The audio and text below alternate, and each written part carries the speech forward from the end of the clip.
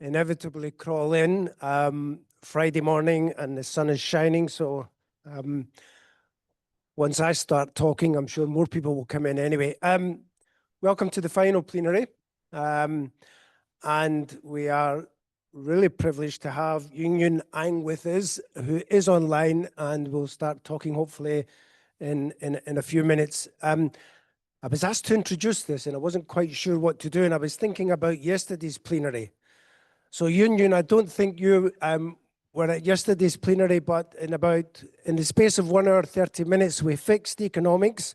We also fixed development studies. So today we're just going to fix political economy, and then we can all go home. When we all came to the conference, I'm sure all of us had in the back of our minds something about, there were various crises, as people have said throughout the conference, but one crisis was, of course, what's happening to the development industry and what's the impact for either our research or jobs or academic careers or whatever. Another form. But it's not the first time that questions have been asked about development studies. So I went and drugged out one of my old reading lists, and we had, what was it? Michael Edwards, when he talked about the irrelevance or relevance of development studies. Stuart Corbridge then talked about the impossibility of development studies. Then Giles then talked about the radical something or another of development studies. So we've continually questioned, quite rightly, development studies and accepted those questions and then moved on. And of course, more recently, we've had post-structural approaches to development, post-developmentalism, colonial approaches to development studies, etc. And they won't go away. They shouldn't go away. That's part of why we come together, I think, as an association, as a set of colleagues who are interested in what development studies can do. I was at a panel session the day before yesterday, and there was a lot of talk of things that were far too sophisticated for me to understand, but luckily, a good friend and colleague, so Naila Kabir, if she's still here, whispered to me, basically what they're saying is, we should be focusing on what really matters to people. And I said, well, I can understand that. Yeah? And in a way, these 3 days privilege that we've got, in a way, the question can boil down to that. What matters in development studies? Or what should matter in development studies? And perhaps what might not be mattering, or how do we have to shape ourselves in order to engage with what we think does matter? And it reminded me very, very briefly, I'm not going to go into it because you all know it more than I do, of that book, Making Social Sciences Matter. And if you remember, Sir Brent Flibber talked about 3 different types of knowledges. So you've got your epistemic knowledge, you've got your technical knowledge, you can understand what they mean, but the novelty and the thing that we often forget that he highlighted was phronetic, the phronesis, which basically talks about that reflective practice around values, integrity, and ask the questions, why are we doing the work that we're doing? It's not a what question, it's not a what works question, that's for the technical. It's a phronesis question, a question of values. What is it that matters to us? And I think that's a question that we've been pondering in the plenaries to date, and we're going to ponder and listen and think more about in this final plenary. So, this plenary is sponsored by the Oxford Development Studies, and we have, I think, a speaker of, and I mean this very seriously, high esteem but real caliber. So, Yuen Yuen Ang, for those who don't know her, deals with, someone mentioned, I think it was Asha was talking about, do we have generalists? Well, here's someone who has taken social sciences, the mathematics of fractals and other types of sciences, put them all together, and then asked the question about how can development studies continue to be relevant, and how does this thinking about adaptation and everything else make development studies better, as it were. And why? And I think this is what Yuen Yuen might be talking about, and if I don't, Yuen Yuen, you'll tell me off, it doesn't matter. Perhaps we've been obsessed with models and machine-type learning, and we forgot how complex not only the world is, but how complex then our sciences are. And somehow bringing that complexity much more to the center of the way that we operate and think is a way of getting beyond, I don't know, trivial conclusions, policies that fail, and perhaps even development agendas that are going nowhere. So we'll hear about this. The title of it is Adaptive Political Economy Towards a New Paradigm. And when I saw the word paradigm, I jumped out of my skin. And there's a very strange, great reason for this. When I did my Viva years ago, I had made the mistake of writing the word paradigm in it. And two esteemed colleagues who are not here grilled me in the Viva for about half an hour on the word paradigm. And at the end, I just threw up my hands and said, forget it. I'll change the word paradigm. I'll remove it from the title. Let's just move on. And the two who shall remain anonymous, but one of them is Professor David Hume, who used to be the president of DSA, turned around and said, no, I quite like the word. I just wanted a little argument. So we're going to move into another argument here, another discussion about political economy and how we can make it more adaptive, agile, relevant, therefore, to the way that we think about development studies. For those who might not know Yuen Yuen Ang, but I don't think there'll be many of us, academically, she wrote these two books which remain, I think, emblematic, the game changers in terms of our thinking, not only about the changing architecture of aid and development, but the role of new actors, and of course the focus on China being prominent in the way that her scholarship was made known, at least to many of us, at least to me as well as that. So that focus on China, but as you can see from the title, I think she's going to talk about something which is much broader than that. And I've read commentaries about the first of her books, and there's a phrase which I keep seeing associated with her, whether this is true or not, I'm not, which is the following. China's success works in practice. The problem is it doesn't work in theory. Yeah? So there's already an indication of where that adaptive political economy we might get dragged into. Everyone acknowledges her esteemness, her greatness, her scholarship, but you don't have to take my word for it. And I'm going to read this because at the end you'll see that it's almost embarrassing. She's the winner of Theda Skocpol Prize, the Peter Kanzenstein Prize, the Viviana Zelizer Prize, the Douglas North Prize, the Alice Amsden Prize, various radio, social media, and TV prizes. And then I got bored writing the number of prizes that she's received. And I think it's just a testament not only to her academic outputs, but to the way that she's used that academic insight to really influence public policy, debate about it, discussion about it, and public engagement with it. And therefore, I think it's in our own interest to kind of listen carefully and then discuss with her how we can make development studies more adaptive to some of the complex issues that we all engage with. So, Yuen Yuen, I believe you're going to talk to us for about 40 minutes. And after that, then we'll open the floor and we'll have discussion and questions, which we'll take in 2 or 3 questions at a time. I hope you can hear us. You can? I can. Brilliant. Well, you're very welcome, and we're very happy to have you with us. So the floor is over to you. Thank you very much. Thank you very much to the conference organizers, to that generous and thought-provoking introduction, which I very much appreciate. I especially appreciate your reminder that we should always be thinking about what matters to us as development scholars. And to everyone who is there in person or online, thank you for taking time to be here. I'm really delighted to have the opportunity to share some of my thoughts, my past work and recent thinking with you. I wish that I could be there in person. Unfortunately, I am somewhere else. I'm actually on the road and traveling, and I'm speaking actually from my phone. So please bear with any logistical limitations.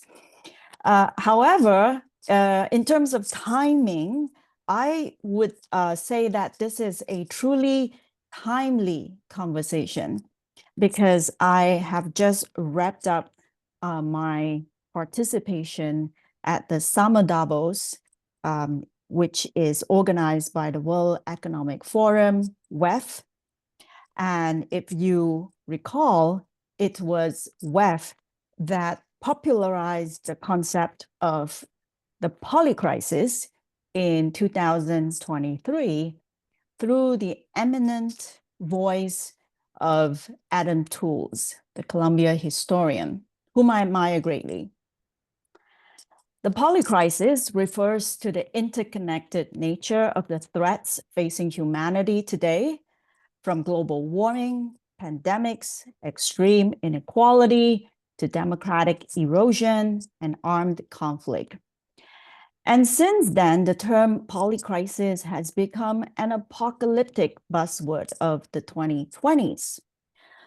Global elites have reacted to this confluence of crisis with dread and doom. And you can continue to feel it here in this particular event I had just participated in. Even in the global South and among marginalized groups, communities have latched on to this universal agenda of the polycrisis, structuring their thinking and conversations around it. But here's what I would like to call your attention to today. Like most other global agendas, the agenda of the polycrisis is yet another Western-centric agenda. So before you echo it uncritically, I'd like to invite you to think about where it comes from and what it represents. So as Adam Tools summarized in his speech about the polycrisis, the very idea of the polycrisis itself was launched by a French theorist of complexity. And then it was picked up by the president of the European Commission in 2016 to describe the experience of trying to govern Europe in the midst of multiple crises. He played an instrumental role in making that concept go viral, and it was amplified in the setting of WEF, which is a global gathering of the world's political and business elites. In short, if you think about the context I've just described to you, the polycrisis is a Eurocentric concept. In fact, in the global majority outside of Europe and North America, developing societies have often lurched from one crisis to another. But there was very little global interest in their crisis. More importantly, the polycrisis as a concept introduced by Adam Tools in 2023 at WEF was only an attempt to name a problem. It was not a diagnosis, much less a way forward. And I'll quote him here. What the polycrisis concept says is, relax. This is actually the condition of our current moment. I think that's useful, giving the sense a name. It's therapeutic. Here is your fear. Here is something that fundamentally distresses you. This is why it might be called. So why is the concept of the polycrisis so appealing? Because it's a descriptor that the establishment can agree upon without challenging themselves too much. It abstracts the causes of the crisis, making them appear as a natural convergence rather than a systemic outcome of extractive and exclusionary systems. It also makes the concept appear global, when in fact, the voices, experiences, and priorities that it reflects are all Eurocentric.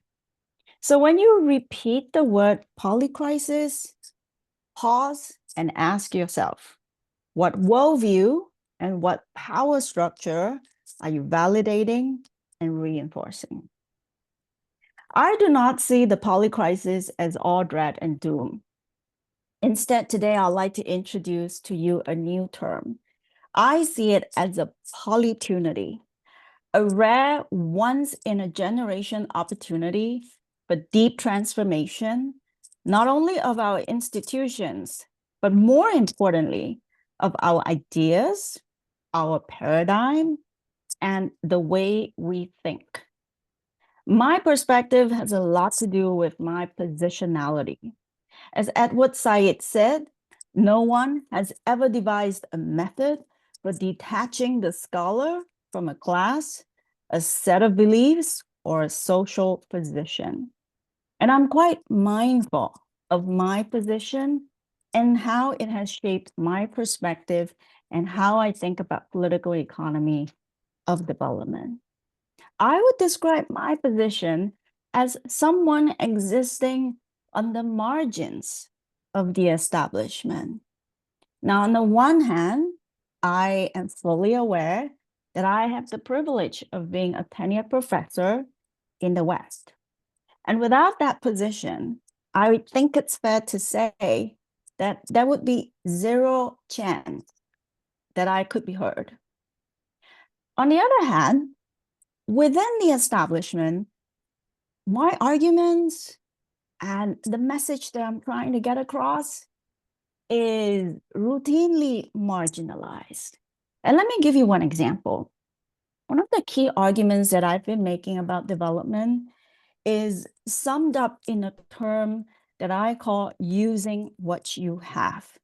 This means that development does not actually require countries to have perfect, strong Western institutions before they can kickstart growth and entrepreneurship.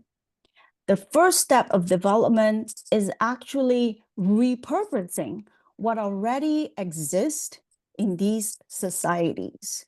And this often involves indigenous practices, systems that are perceived as weak, wrong, backward, informal by first world Western standards. China is one of the biggest illustrator of this dynamic, but it is by no means alone. I've given many other examples, both from the secondary literature as well as from my own fieldwork on the ground, from other parts of the global South.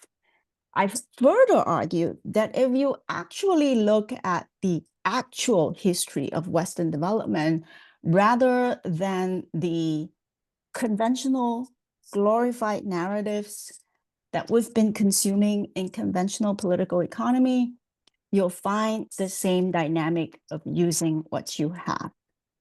But when I present this argument in mainstream communities, the response that I get is that argument sounds too simple. It's too simple, we don't buy it. And my reaction to that is, why would they think that indigenous innovation is too simple for development, whereas relying on foreign elites to design foreign aid and expecting developing countries to develop through dependency is not too simple? I'm waiting for someone to explain to me, the double standards for evaluating what appears to be too simple. So that example that I've just given to you on a personal level is a small window into what you can see on a much, much larger geopolitical level. For those who have been comfortable within the status quo, it is understandable that they don't wish to question what was wrong with it. For those who have been completely excluded from the status quo, it's likely that they won't be heard. And it takes a sort of in-between positionality where I'm not content with just naming the problem, but I'd like to go further and get all of you to think about what's really wrong with the status quo? What was wrong with the establishment that has led us to the polycrisis that we face today? And I'm going to suggest to you some of the patterns that I've seen in a few broad strokes. We can think of the old order the one that we've inherited after the end of the Second World War as an order of Western-led global capitalism. And that old order was a grand bargain. Countries could have stability in exchange for Western dominance, both political, economic, and ideational. They could also have globalization and free trade in exchange for North-South inequality. That old order was far from perfect or just, but it definitely had many benefits. It gave countries like Singapore and China just the opening they need to export and industrialize their way out of poverty. Multinationals that latched onto globalization became very, very rich in the process. Middle-class consumers all over the world, particularly in rich markets, got to buy a lot of stuff. So there were winners and losers, and both tangible benefits and big problems. But today, what we are looking at is the breakdown of this grand bargain. That's what defines the polycrisis. The endless cheap consumption that we've enjoyed is the leading cause of the environmental breakdowns that we are seeing today. Inequality has led to populism in the North, and populism in the North, in turn, has motivated their politicians to punish the South for a domestic crisis that they did not create. These are not isolated problems. They are interconnected symptoms of a deeper unraveling. And what is the intellectual foundation of this old order that I've just described? The one that we've always been practicing in development without realizing it.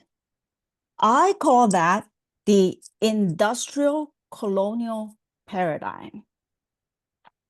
A paradigm is a worldview, a way to see and understand and navigate the world. And that worldview has been defined by the assumption that societies operate as machines and Western elites are the engineers of these machines. The mechanical worldview was explicitly acknowledged by Esther Duflo, one of the 2019 Nobel laureate economists, who dubbed this as thinking in machine mode.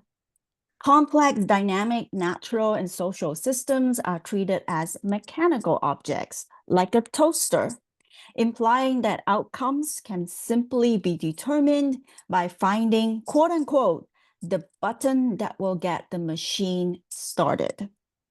This mechanical mindset is accompanied by a colonial worldview. For a long time, the animating assumption in development was that Western capitalist democracies exemplified the endpoint of human evolution, and the rest of the world only needed to, quote unquote, catch up and assimilate. All of this was framed in universalistic terms, like good institutions. And they were told as historical narratives that claim that European settler economies prospered only and only because they have inclusive institutions, not because historically that process had involved extensive exploitation.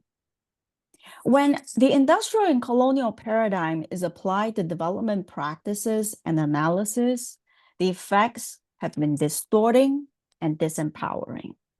When machine thinking was applied to agriculture, it increased production through uniformity and efficiency, but over the long term, the loss of biodiversity and the overuse of chemicals has resulted in severe ecological damage, including widespread forest death that is accelerating global warming. Indeed, the climate crisis is the ultimate reminder that humans cannot reduce natural systems to simplistic mechanical models. When that same paradigm, that same mindset is applied to the study of development, the adaptive multi-causal qualities of political economies is reduced to toaster-like entities.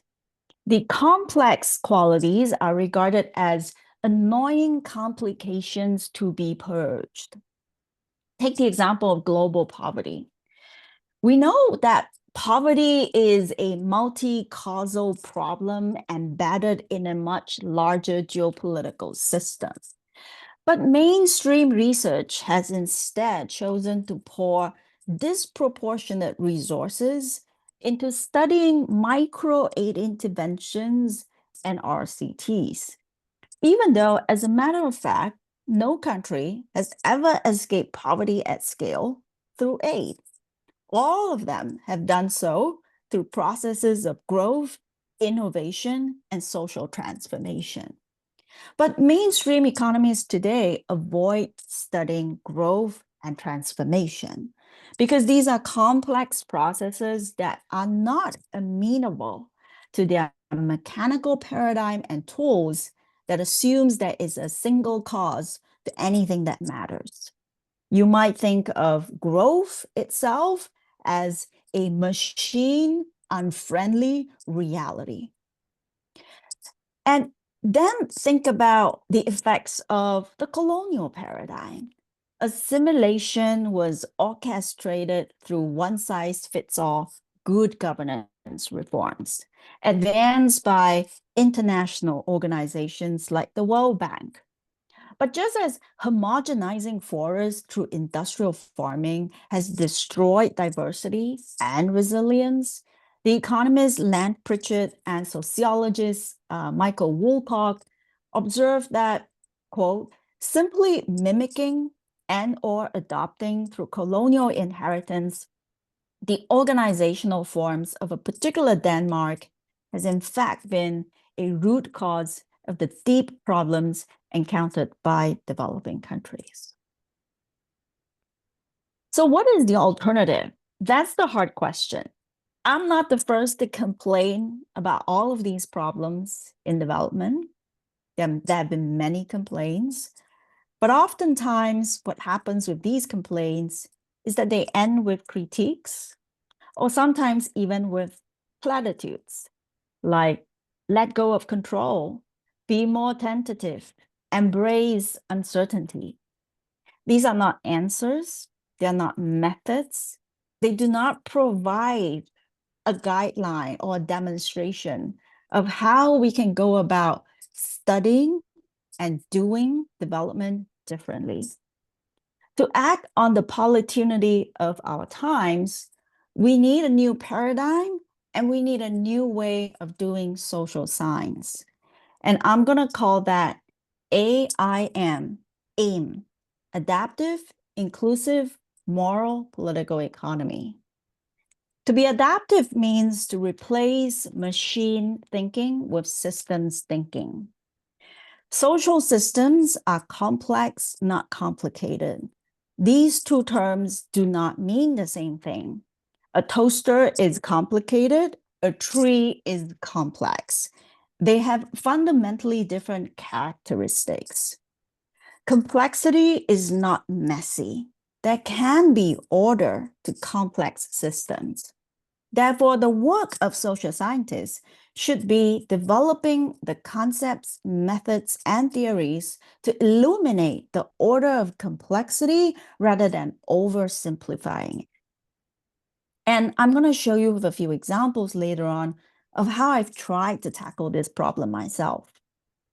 The second element is inclusive. Think of the mantra, using what you have. Development, I'm going to argue, begins with creative repurposing of indigenous practices, systems, and resources by grassroots actors. Innovation is not the exclusive purview of privileged and educated elites in rich countries. It actually begins in places where no one is looking. And thirdly, the moral element. It means that as development scholars, we have to be sensitive to the reality that power shapes ideas. To say and to claim that everything we do is neutral and objective or free of values is not actually objective. It simply is disguising the reality of power dynamics and structural inequalities. The best way for us to approximate objectivity is to be transparent about that reality and to confront it rather than to pretend that it doesn't exist. Now, I'm going to give you some sense of how you can apply AIM and how I have done it myself. Adaptive, inclusive, moral, political economy is not my new work. I've always been working on this paradigm shift for as long as I've started my journey as a scholar. The only difference this time is that I'm giving it a name. AIM was previously dismissed in my work as Chinese exceptionalism because I had the word China on the cover of my books. And don't get me wrong, this is a fascinating country and I thoroughly enjoy my research on China.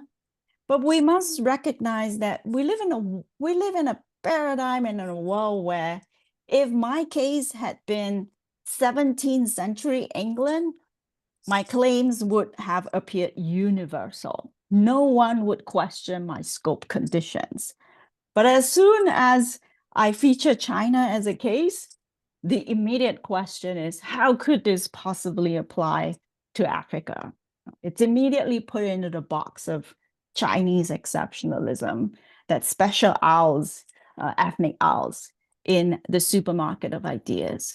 So this time what I'm doing is I'm very much actually re-illustrating the ideas, the arguments, the evidence that I've already presented in my earlier work, but I'm just removing China from the cover.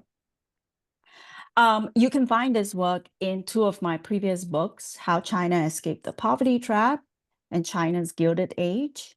And just about 2 weeks ago, I removed the word China from the covers and presented all of these ideas in generic terms as turning polycrisis into polytunity, a policy report that I've published with the United Nations.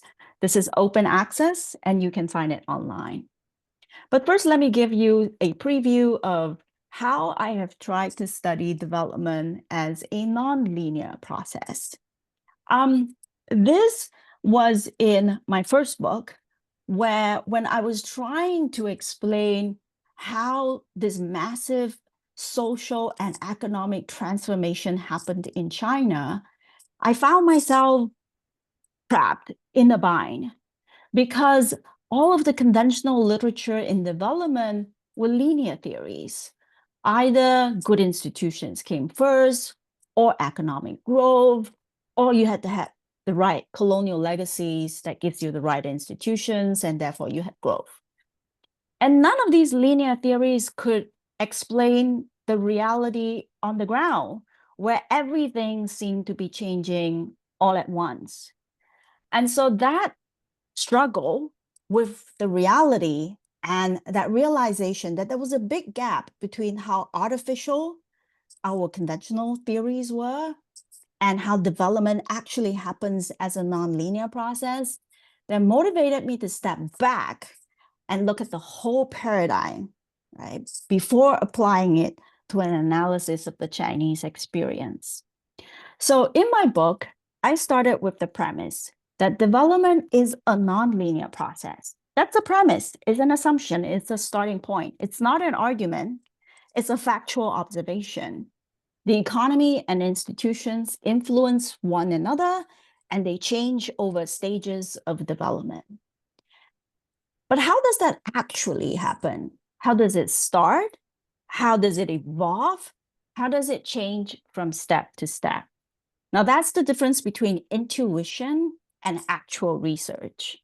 to actually answer that question about the process, it took years and years of painstaking work going to different parts of China and mapping out their life histories over time. And that's what I did, trying to map out how their economy, institutions, bureaucracy, incentives, property rights, what did these look like in the 80s, 90s, 2000s? And what was the logic that connected all of these changing parts? And in the end, if you look at my book, after mapping out this entire process of nonlinear co-evolutionary change, I arrived at two new conclusions about how development actually works. My first conclusion was that the first step of development is not good institutions or economic growth, because this is a chicken and egg problem. Rather, it was grassroots actors creatively repurposing what they already have to kickstart economic activities. Right? That was actually the first step of development. The second finding that I have is that market building institutions or strategies are not the same as market preserving ones. So the good institutions that we've always assumed in the conventional literature are really only institutions you need to preserve markets that have already been established and that have already matured. But if you are looking at an initial stage of development, you actually need very different systems, institutions, strategies, policies, and methods. Quite simply put, development has to be stage specific. There isn't a single package of good institutions. The functions and forms of market supporting institutions varies by stages of development, whether it's early, middle, or late. Okay. So that was my first application of AIM. In a second application of AIM, I turned to the question of corruption. The conventional assumption is that corrupt countries cannot have economic growth. But if you look at a country like China that presents a puzzle, it's known to be a corrupt country, so why has it nevertheless had economic growth? And by naming my book China's Gilded Age, I'm actually trying to remind readers that China is not the only paradox in this respect, because the word Gilded Age comes from American history, when America was an emerging economy in the late 20th century. If we look beyond the rarefied narratives that we've been fed in political economy, the fact is many successful economies, when they were developing, had a great deal of corruption. The difference is that the structure or the quality of corruption evolved over time, transforming from brute forms of corruption, extortion, or embezzlement into access money, the exchange of wealth and privilege. And the more advanced an economy, the more institutionalized, legalized, and sophisticated the form of access money. That was the true story of capitalism. China is only one illustration of that, but you can find many illustrations of it in the Western experience, even until today. And to support that argument, I then changed the way we measure corruption. Corruption is conventionally measured as a one-dimensional problem from 0 to 100. And if you look at conventional indices like the Corruption Perception Index or CPI, rich countries always appear totally clean and only poor countries have corruption. In my work called the Unbundled Corruption Index, I made a pilot effort at unbundling corruption into 4 types, including the category of access money. And simply by changing the way we conceptualize and measure corruption, I show that the landscape of corruption actually looks very different. Rich countries like the United States or the UK have overall lower levels of corruption. That is true. But if you look at the perceived level of their access money, it can actually be as high as other developing countries like Ghana. And indeed, if you look at the problems of populism, public anger with a loss of trust in government, it has a lot to do with institutionalized access money. So I hope through these examples, I've shown you that AIM is not just about critiquing the convention. It's not just about stopping at platitudes. It is a new way of doing social science. If applied correctly, it should change the questions you ask, the way you answer them, the data you collect, and the answers you get. So let me end with two takeaways. The first takeaway is that the dominant polycrisis narrative is Western-centric. It ignores the deep structural inequalities and perversions of the status quo that created today's overlapping crisis. And the intellectual foundation of that status quo is what I call the industrial colonial paradigm. The second takeaway is that the polycrisis is only paralyzing to those who are attached to the old order. But for those who are not, it offers a polytunity for deep systems transformation, not only of our institutions, but more importantly, of our minds, of how we think. To seize this polytunity, we must practice a new way of thinking and doing development, and I call this AIM, Adaptive, Inclusive, and Moral Political Economy. In my own work, I've tried to make a modest initial effort at demonstrating ways of practicing AIM. This is not meant to be a blueprint.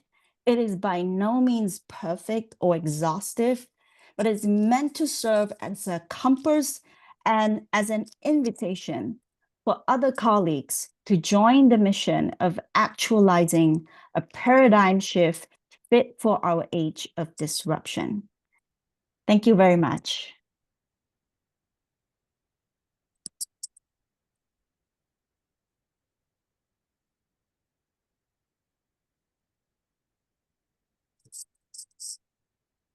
Thank you very much. In that last 45 minutes, I've done a bit of experimental science. I've resubmitted 3 of my old papers by taking out Bangladesh from the title. And I suspect I won't be anywhere near as successful as you. So I think you perhaps undersold the achievements in being able to give us something which was as far-reaching as it was profound. So a lot to think about, a lot to talk about. And maybe we'll cancel lunch. That's a good idea. Just before we go on to questions, I think, Jane, was it last year at SOAS? So Yuen Yuen gave a presentation, I wasn't there, at SOAS, and one of the discussants was Jean Bolton, who's a visiting researcher here at the University of Bath. So Jean, at 1 o'clock today in room 3.16, is going to take on further this theme of complexity. She's just published The Tao of Complexity. So I don't think it's on the brochure and the timetable, is that correct? It just crept on this morning, so it won't be on those of you who are following the booklet, as it were, but to take that complexity idea further, it's going to be in room 3.16, this building, starting at 1 o'clock, finishing at 1:45. Okay. Yuen Yuen, what we're going to do is take 2 or 3 questions and then we'll pass them back over to you. And again, in the spirit of what we've done before, let's try and make the questions as succinct as possible to get as many as we can. I've got one at the very back, one here in the middle, and one here in the very middle. And very back row on the right. Okay.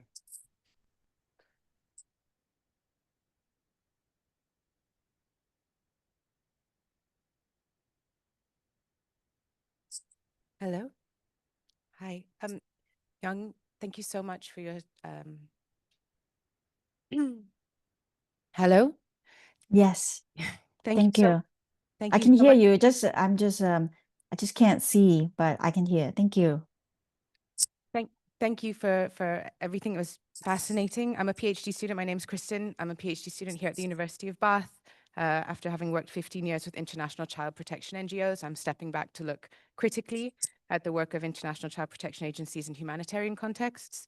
I found that your kind of both the diagnosis and the response are very enlightening. And my question is actually pretty semantic. My curiosity is, when you've diagnosed the problem as an industrial colonial paradigm, and you presented the kind of remedy as adaptive, inclusive, moral, political economy, my question for you is, why did you not choose to use the word decolonial in the remedy? Was that intentional?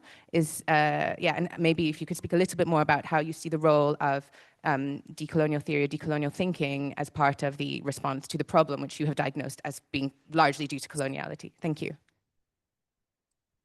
Thank you. Could I start with that question? It's a great question. Of course you can. Thank you very much. I appreciate that question. Why did I choose not to use the word decolonial? I'm currently in the process of writing AIM into a book, so the word decolonial will appear. Perhaps I didn't quite center the word because for a couple of reasons. First of all, I'm actually new to the word and whole literature about decolonization. I encountered it quite late in my career, but I have experienced it in the course of trying to think and write. So when I encountered the literature, in many ways, it felt like, that's finally, a name for what I've experienced. And I've benefited from reading the writing of my colleague, Robbie Shillem at Johns Hopkins, who wrote a wonderful book called Decolonizing Politics. So I wanted to acknowledge the inspiration that I got from that literature. Perhaps one of the reasons why I didn't center that in my discussion is that while I was enlightened by decolonial literature, I felt that it did not take the further step of then showing us how would you do social science differently. And that's what I would like to push everyone on. You have to start by critiquing the status quo, like you need to begin with a diagnosis of the problem, as I've done. But when I read that literature, including my colleague's book, the conclusion ends with, sit down together with your friends, think about colonial frameworks, think about how you can think differently. Now, that's all essential, but it's really, really not enough. We have a lot of work ahead of us. I am trained actually in the mainstream social science departments, right? And if you really want to make an impact on the mainstream, you need to do more than just critique. You need to demonstrate a different way of doing social science, that it actually involves empirical investigation, collecting data differently, thinking about causal differences differently, actually showing results. So I guess one of the reasons why I did not center that is I wanted to shift your attention, not just fixate on the critique, but think about how can you do social science differently. And so the example I gave of unbundling corruption is one of that. It takes a tremendous amount of work to create a different measure of corruption. And that effort is largely unappreciated and blocked by the mainstream. It is painful. On many times, I really hated myself for starting it. But if you are doing social science research, it is supposed to feel painful.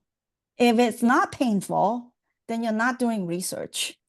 So this is a necessary but hard process where we need to do things differently, and it actually needs to feel painful. That is an indicator that you are making a real difference in changing mainstream thinking and practices.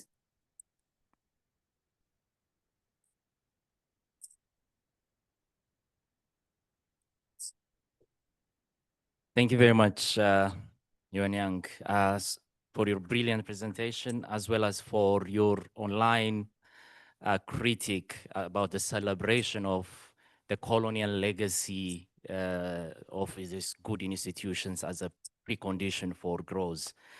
I have two questions, since English is my second language. I hope the chair would be generous with time for me. The first is with the structural transformation. Yes, the Asian tigers, China, has achieved miraculous growth. But if we drew that lesson, we could, we could move up the ladder of that exploitative global production network or global value chain, but it would be individual, and we don't change this exploitative relationship that exists. I don't see currently, I mean, previously during the world systems theory and so on, there was this building solidarity among countries. But in the current debate, even, industrial policy has been, sidelined, as you mentioned it earlier, for individual countries. But could we also think about not only individual countries, success in that structural transformation, but also building solidarity, especially for countries like Africa, to challenge this exploitative systems collectively, not only individually. On the corruption, I completely, agree with you, and it has been, proved that, we cannot avoid corruption. We need to work with it, and it happens in the global north in different forms. We know what they are doing with the campaign funding, or the COVID crisis have shown so many issues in the UK. Yes, corruption, particularly when class fractions, as Land Pritchard and his colleague have showed that, it depends what type of economic actors are aligned with or doing the corruption. If they are a productive sector, economic actors, it might help. If the corruption have that long-term horizon in being reinvested, as Mushtaq Khan talks about, comparing Zaire with Indonesia, it might have a good impact. But as a researcher, when we talk these things, there is always a huge moral conundrum that we are legitimizing, or those corrupt government officials might say that, oh, we're doing this, for long-term investment or for structural transformation, or there is a tendency of normalizing it. And how can researchers, navigate this issue of this moral dilemma? Thank you. Thank you very much. Again, let me take those questions because they are quite large questions. I appreciate your comments. I believe points 1 and 2 were both comments, and your question came at the end, which is something about legitimization. And this is what I would say. I am trained to be an empirical social scientist, which means empirical means my job is to find evidence, both qualitative and quantitative, to explain to us what is factually happening in the world. And my own practice is that I would make a very clear distinction between my normative arguments and my empirical arguments.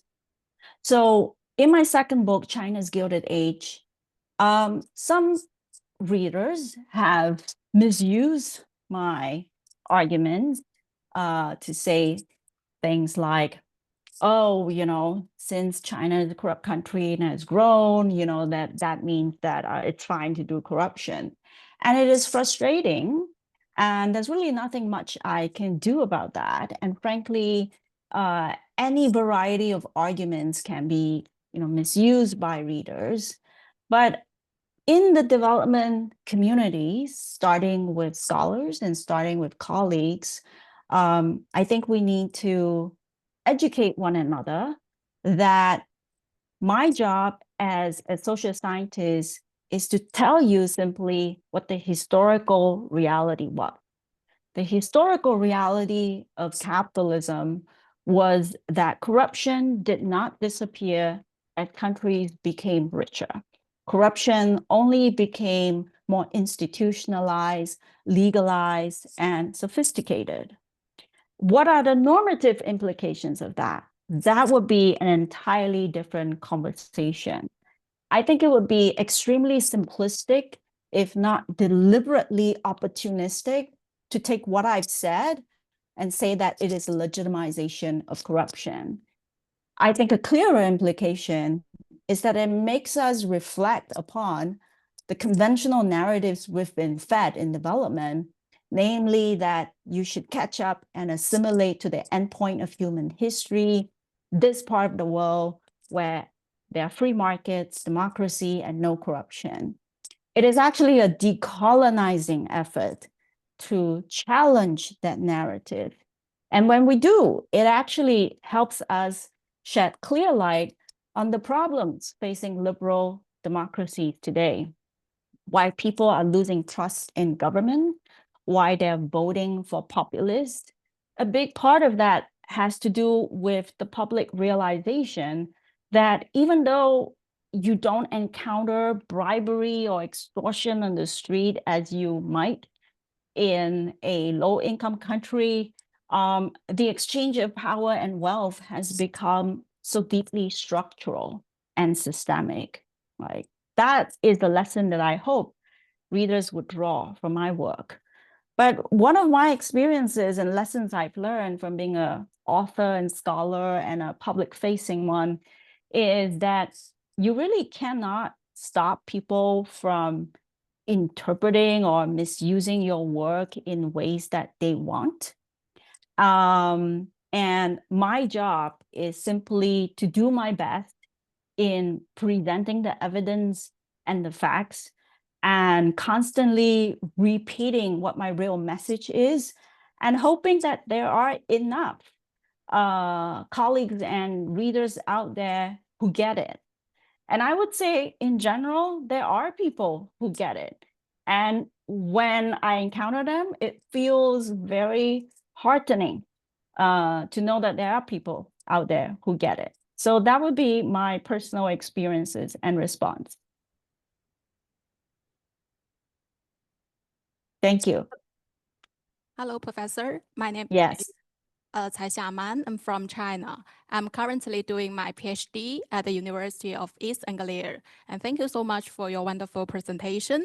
I agree with you that China is not exceptional, but people will argue that China is unique because of its one-party party system, the Communist Party, the leadership, and very strong state capability. So I'm wondering, how do you see the role of the state and the state capacity in your framing as aim, as an alternative thinking to the old theories? Thank you. Thank you very much. That is a totally valid point and question.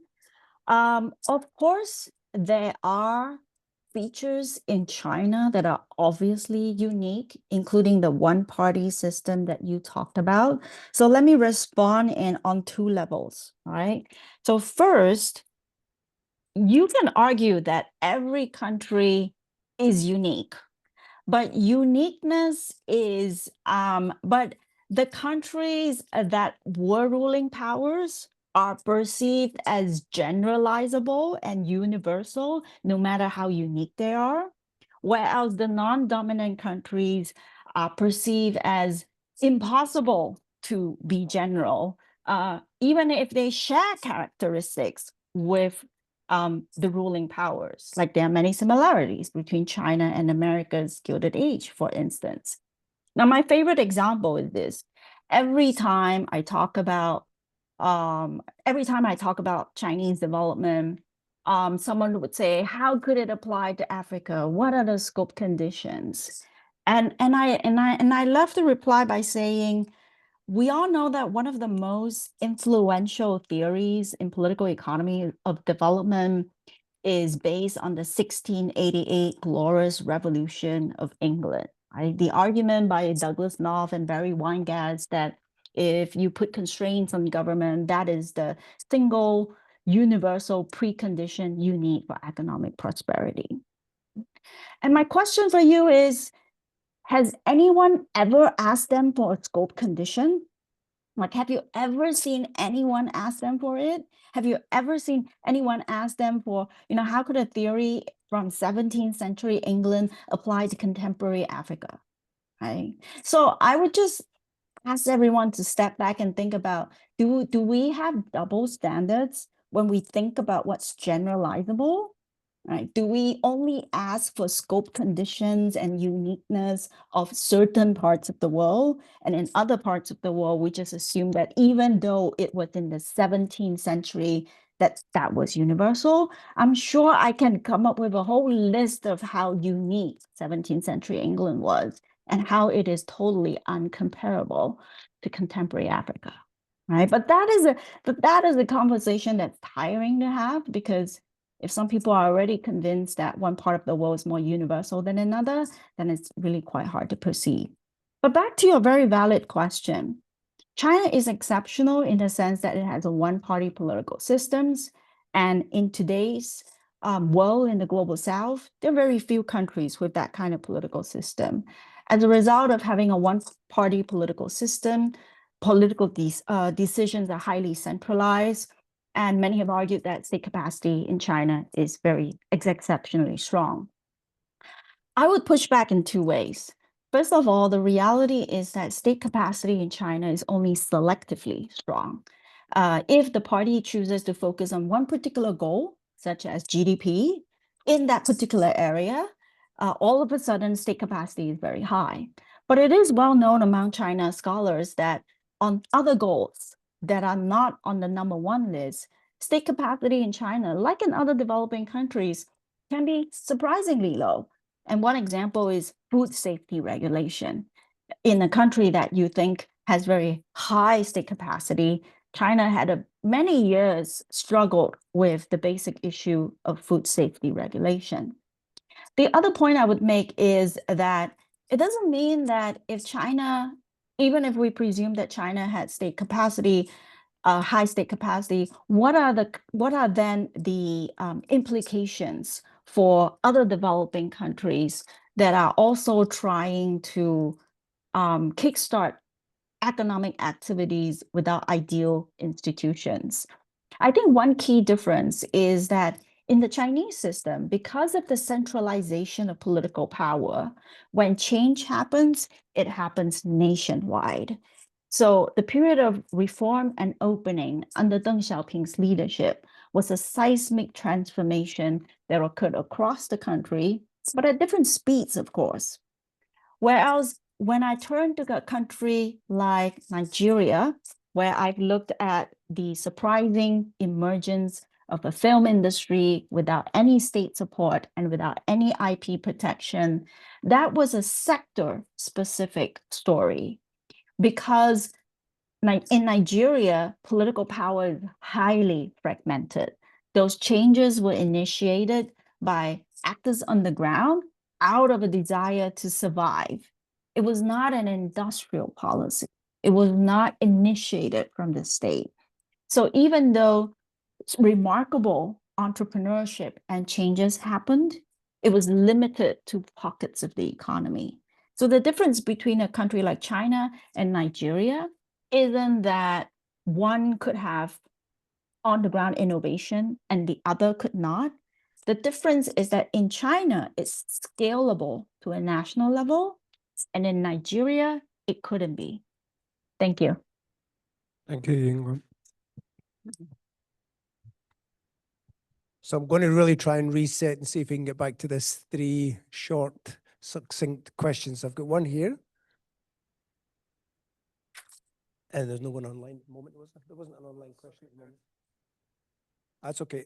One here. Anyone else this side? And then one there and one at the top. Okay. Thank you very much. That was a very inspiring presentation. I wonder whether you could give us a suggestion of how you would apply aims to the environmental challenges of today. And yes, how would you consider that your framework allows us to think about that in a different way? The answer is I would need to convene a community to discuss this. Frankly, I don't have the answer to your question, but it doesn't mean that AIM is irrelevant as a result of that. It's just that I don't have domain knowledge about environment. But I could imagine that it must be highly applicable, and if not, is already done.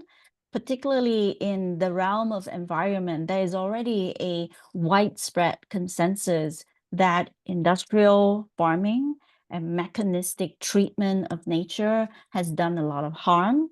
It has led to forest death because it has stripped away the diversity and resilience that was there in nature, and that in hindsight, we've come to realize actually served such an important role for environmental resilience. So I'm sure there is actually a lot of research and policies already being done out there. And I would love the opportunity of learning from these scholars and practitioners. I would love the opportunity of one day convening a conversation about applications of AIM across sectors and policy issues. And maybe you're already thinking about it. Maybe it's already in your mind. I would welcome your ideas and your contributions. And as I said, what I hope to do with this effort is to build a platform. I'm not going to be the person who provides the answers. I hope that I'm the person who might just encourage and inspire some answers. And that's the whole point of a paradigm shift. Thank you.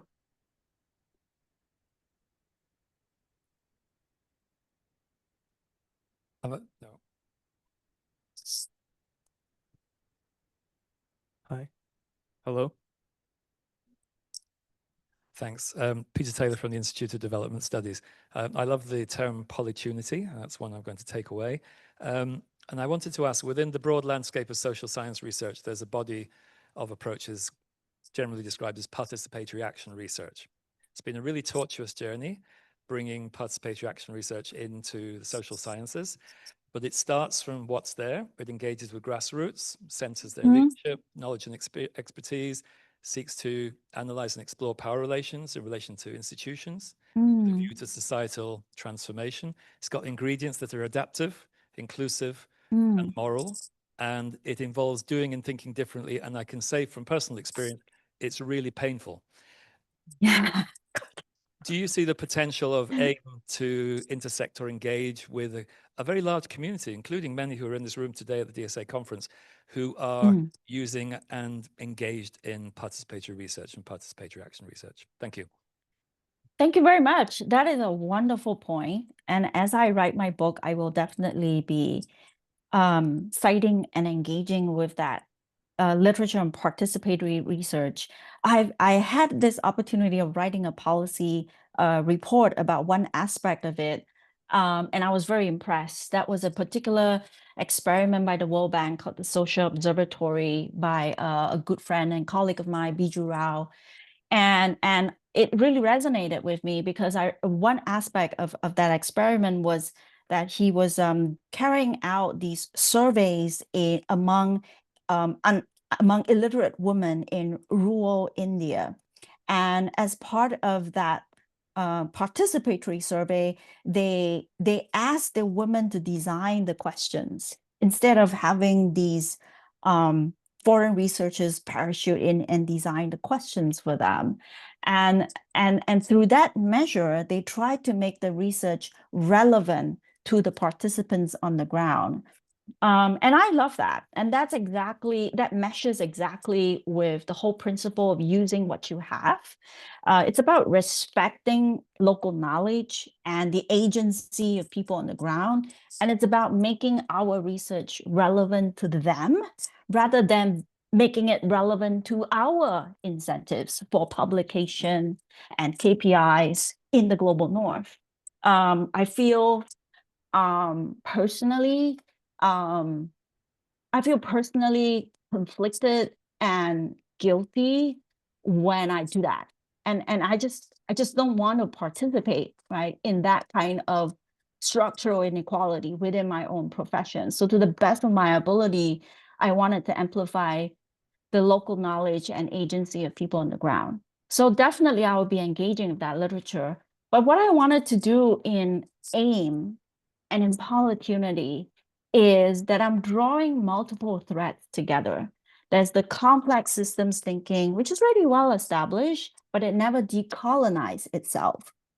It does not have a decolonizing perspective. There is the decolonizing literature, which is also very large, but it doesn't consider the mechanizing perspective, right? The demechanizing perspective. And then there is participatory research, which you've just mentioned. There are multiple threads that I'm engaging all at once. But what I think is needed is to bring all of these threads together into one coherent paradigm. And that's what I'm doing. I'm doing that in my head for myself as I was trying to write my books. And what I'm doing now is just taking one step further in saying, I'm going to share what I've tried to do for myself as a clarifying exercise. And I hope that would be useful to multiple communities. And I would love to learn from all of them. Thank you. Hello. Thanks for your wonderful presentation. I'm Wasim Akram. I'm a postdoctoral researcher in Sweden and here at Bath as a visiting researcher. I'm sorry I have to present a metaphoric example to... Hello. I can hear. Thank you. Hi. So I have to present a metaphoric example to shape the questions, and it's regarding the UN actually. So the example is, I have a colleague in Saudi Arabia. Please do not feel offended if you are from Saudi Arabia. And I was asking him, what about the justice situation in Saudi Arabia? Because there are a lot of migrants people. So he said, like, well, if you have a fight with a Bangladeshi, as a Bangladeshi, you will get justice. But if you fight with a Saud, you will be taught justice. So the reason I'm putting this metaphoric example is, how do you see the role of organizations like UN, especially in from the concept like you presented, Polytunity, and especially in the crisis like happening in Gaza, where powerful entities like Israel and US are engaged, and an organization has completely failed to exercise its agency. So how do you see the role of UN agency in this situation? Thank you. Thank you for the comment. I didn't get the metaphor, so I'm not going to comment on it because I don't want to misinterpret what you were trying to say. I got your point about what is the role of the UN.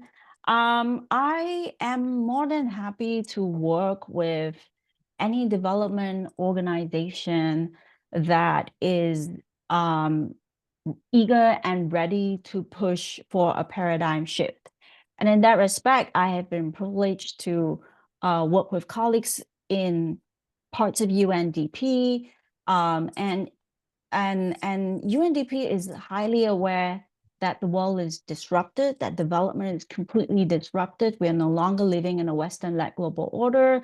So what does it mean for the way we practice development? So for me, that was a great opportunity to join that conversation and contribute.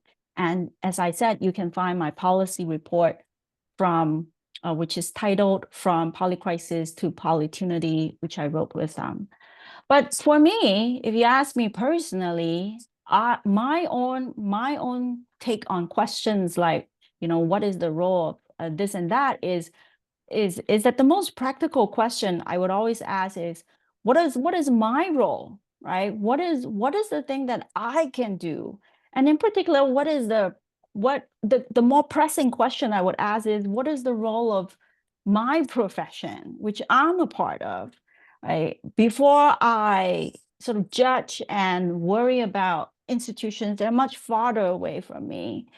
And as someone who is part of the research and academic community, I have my own share of frustrations, particularly in the study of development, especially when I see the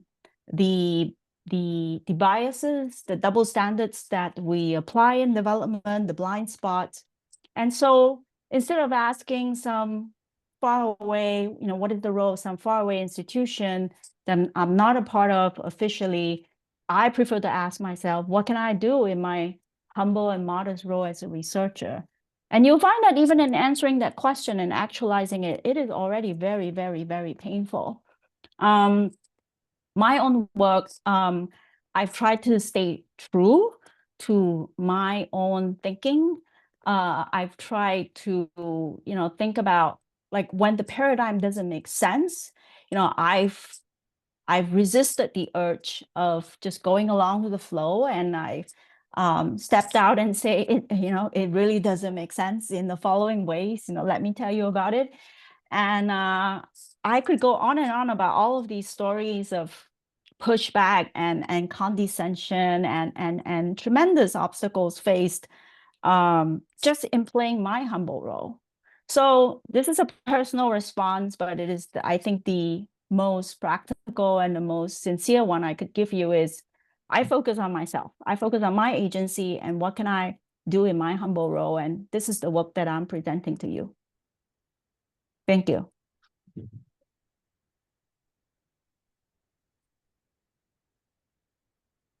Hi, Yuen Yuen. This is Shalja Fennell from the University of Cambridge. I really enjoyed your point about complexity and starting that as the point for polycrisis. And in the running parallel in my head, the work I'm doing on economics and ecology is the world of wicked problems. And I wanted to ask you whether you thought that one of the reasons that complexity is so difficult to deal with is because given a linear model, often in economics, which is my parent discipline, we don't like messiness. And so we things away. And so I'm wondering whether a better understanding and working of wicked problems could be a way to reduce the nature of crisis, of the polycrisis, because it's a subset, wicked problems, within the polycrisis, if one thinks of complexity theory. I just want to know your thoughts. Thank you for a brilliant talk. Thank you very much. We can think of the polycrisis as a grand wicked problem. It is an intersection of all of these crises that are connected with one another. And I'm familiar with the language of wicked problems and how it's being used by in complexity and public policy. But the comment I would make in response to your insight is that maybe I would let me turn to the analogy of fractal mathematics that I used in my world politics essay titled Adaptive Political Economy. And I started with an analogy about fractal mathematics. And I know it sounds really abstract and far away, but I was very inspired by the anecdote. It was basically a story of this mathematician, Mandelbrot, who is the father of fractal mathematics. And it was a discipline of math. It was a new branch of math that tried to study the mathematics of rough, uneven shapes, like the shape of clouds. And for many, many years, he was ignored and despised by classical mathematicians who only studied straight lines and circles and perfect shapes. And to these classical mathematicians, anyone who attempted to study the math of what they perceived as messy shapes, like the shape of clouds and waves, were perceived as non-scientific and not serious. And in fact, back in those days, they called uneven shapes monsters, right? They were monsters to classical mathematicians, not because the shape of clouds were monstrous, but because that messiness offended their linear and mechanical models. So I was very inspired by Mandelbrot's lifetime persistence in coming up with a math of messy shapes. And he showed that in the end, what we think are messy was actually highly ordered. There was such a precise mathematical order to the uneven shapes around us that computer scientists could simulate those formula and create highly realistic representations of the diverse and magical shapes that we see all around us. And that, I think, was a perfect metaphor for what we need in the social sciences. We in the social sciences are the equivalent of mathematicians in the last century, where we think that the only tools and frameworks we have are linear and mechanical. And if we encounter something that is perceived as messy in the social world, something that like non-linear development, multiple causation, we immediately flinch and say, oh, don't touch that. No, it's too messy. And if you touch that, you're not a serious scientist, right? So in the end, what happened in development is we have the problem of the drunk man looking for keys under the lamppost. We look for small, trivial questions that can be answered precisely, not because the questions matter, but because they fit the mechanical methods. So I hope that that metaphor helps to illuminate what I'm trying to press for, that it will take not just my effort, but really generations of researchers to realize that we have an opportunity to come up with the social science equivalent of fractal mathematics. There is an order to complex social systems. It is not about over-reducing it so that it fits with the kind of tools we know. We actually do have to invent new tools, new theories, and collect new data in order to find the order of complex social systems. It can be done. It's just that we are still trapped in that paradigm of thinking that if it's complex, then it means that it's a monster. And we need to, first of all, drop that sense of dread. It's a misconception. Thank you. Thank you, Yuen Yuen. I'm going to pose a question that's coming from Hazel, who joined us online. You'll be glad to know it's a very simple one, so I'll read it. CCP increasingly frames the right to development as a core human right, positioning economic growth as the primary basis of legitimacy. So how do you view the potential tensions between this development first approach and the broader institutionalization of rights? Does the emphasis on development risk entrenching a model of governance where procedural rights are perpetually deferred in the name of progress? And in particular, how might this model affect marginalized groups and political dissenters whose rights are more easily suppressed when development is used as both the means and measure of legitimacy? So a simple question. Thank you very much. If there is an implication in the question that I'm trying to legitimize any particular political party, and I'm not saying that the implication is there, I'm just saying if, know that my entire second book and numerous articles are dedicated to pointed critiques of that particular party, which you can check for yourself. The second book is called China's Gilded Age. It's a pointed critique of the corruption that is endemic in the Chinese political economy. And so again, I come back to an earlier point that I made. I am a social scientist. My job is to collect evidence to help you understand factually what is happening in the world. And in that case, what is actually happening in China's development and political economy. Is there, on the one hand, achievements that we should give credit for? Absolutely. 2/3 of global poverty reduction are the result of China's rapid growth and transformation. Here I am, actually, right here in China, and I'm looking out at the landscape in front of me. If not for the fact that China had this transformative process of economic growth, the life of billions of people right there on the streets in front of me would be totally different. And I think we should acknowledge that. But on the other hand, is this process of development also filled with problems like corruption, environmental pollution, grotesque inequality? Absolutely. And that's why my second book is called China's Gilded Age. It's not a golden age, it's a gilded age. It's a term coined by Mark Twain to capture the paradoxes of the American experience. As a social scientist and also as a humanist, I hope that through my work, we can see development as a mixed process. We can see both the dark and the light side, the dark and the bright sides of it. And it's only with that understanding that we can make sense of the polycrisis that we face today, and that we can think about what exactly are the kinds of progress that we need to make in order to turn polycrisis into polytunity. Thank you. Thank you.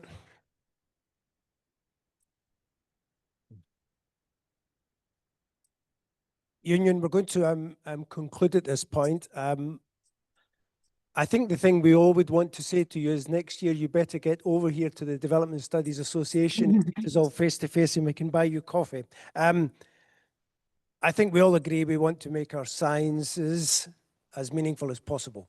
And I think we've been given some really deep empirical insights into how that might work, but also some ideas that no doubt will rummage in our heads for days, if not longer, to come.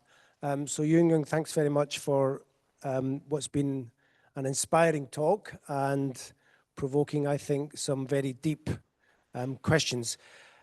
Orally, who's one of the organizers in online, says that when we're all clapping, Yuen Yuen, you didn't hear us. Is that correct? Was she gone? I didn't hear, but thanks for letting me hear. know. So we've been Appreciate clapping. that. Thank you. Thank you.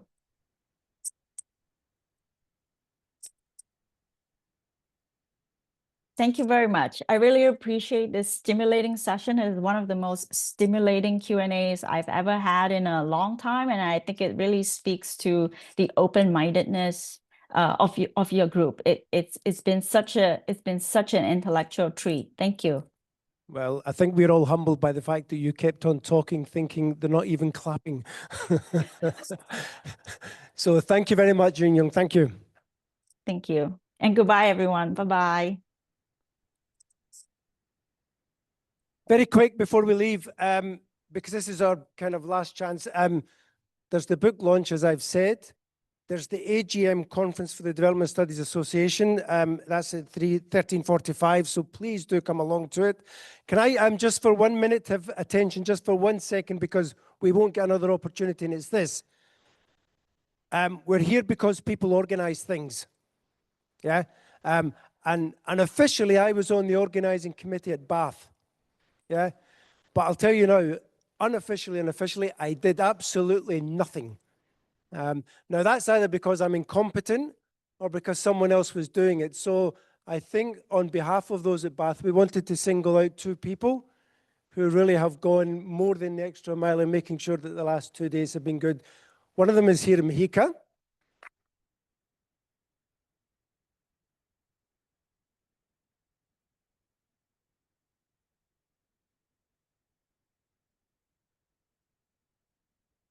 And the other, this is why she told us she couldn't hear the clapping. The other is Aurelie, who's online. Aurelie, if you're there, thank you very much.